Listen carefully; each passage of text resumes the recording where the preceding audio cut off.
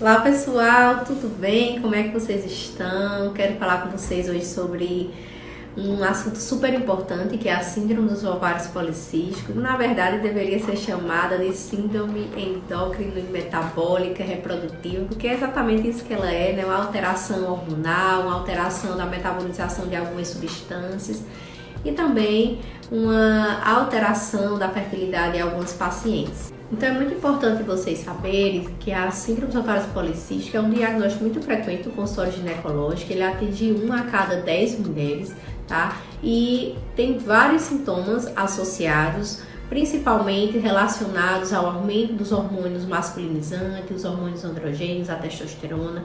Os principais sintomas são aumento da acne, aumento da oleosidade da pele e do cabelo, a dificuldade de perda de peso. A paciente ela perde aquele formato de pera e vira um formato de maçã, porque ela tem um aumento da gordura periférica, da gordura visceral, um aumento da gordura em região de barriga, de flancos, de coxas, tá? Então é uma paciente que tem uma irregularidade menstrual, tem um aumento de pelos, principalmente em regiões que não são comuns nas mulheres, como por exemplo no bigode, na barba, entre os seios, na barriga. Então um pelo mais escuro, um pelo mais grosso. Pode apresentar alterações hormonais vistas nos exames laboratoriais, ela pode apresentar no ultrassom um aspecto de ovário policístico, um ovário maior do que 10 centímetros.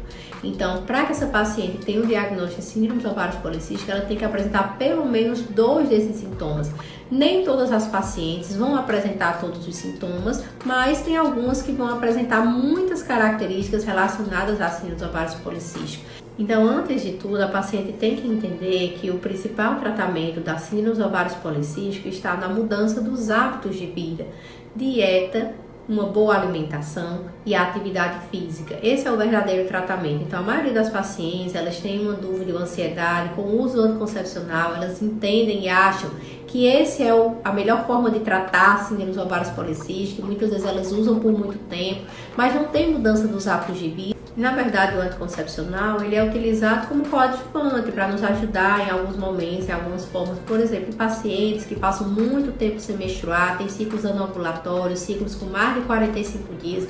Então, essas pacientes elas se expõem muito ao hormônio estrogênio, que é um hormônio que, quando exposto a longo prazo, como por exemplo o endométrio, que é a região que reveste a cavidade uterina, que é o que descama quando a gente está no período menstrual, quando tem uma exposição excessiva ao Então, quando essa paciente ela se expõe muito tempo ao uso do estrogênio, isso pode levar a algumas consequências no futuro, como por exemplo um câncer de endométrio. Então, muitas vezes nós podemos utilizar o anticoncepcional como uma forma de proteção, né, para dar uma proteção maior para o endométrio dessa paciente, mas não necessariamente como tratamento. É importante que a paciente entenda que o acompanhamento da síndrome dos ovários policísticos ele é multidisciplinar, ele deve ser visto pelo ginecologista, ela deve ser vista também pelo nutricionista e ela deve ser vista pelo educador físico, para que a gente em conjunto consiga tratar essa paciente da melhor forma possível. Por quê?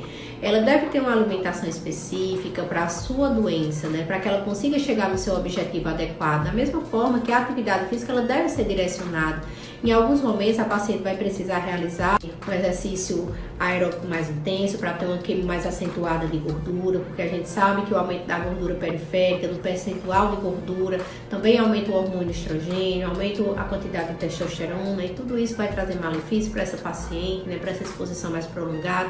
E em alguns outros momentos ela vai precisar fazer um exercício de força, né, para aumentar a musculatura, para que ela aumente os receptores de insulina e de glicose, para que diminua a resistência à insulina, mais longevidade, mais qualidade de vida para a paciente. E aí muitas vezes eu tenho uma pergunta no consultório que é qual o melhor anticoncepcional para tratar a síndrome dos ovários policísticos? E na verdade isso não existe, né? O anticoncepcional deve ser individualizado.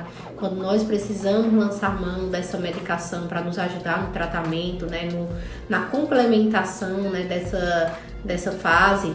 Então nós temos que decidir de acordo com cada caso, né, com cada paciente, entender se aquela paciente ela pode utilizar aquele determinado hormônio, se ela tem alguma contraindicação, se ela tem varizes, se ela tem história de trombose, se ela pode fazer aquele uso de medicação de forma oral, injetável, se ela tem alguma outra patologia que impeça que ela use aquele determinado hormônio. Então isso é muito individualizado, depende de cada paciente, de cada caso. Algumas vezes a gente vai utilizar o hormônio na tentativa de diminuir um pouco a quantidade de testosterona livre, para melhorar um pouco mais a acne dessa paciente, diminuir a oleosidade da pele dela, né? Tentar deixar um ciclo mais regular, também melhorar a autoestima dessa paciente, tá? Então assim, existem várias outras formas de complementação, mas que o principal tratamento realmente é mudança dos hábitos diários, né? Melhora da sua qualidade de vida para que você consiga chegar no seu objetivo de forma mais saudável.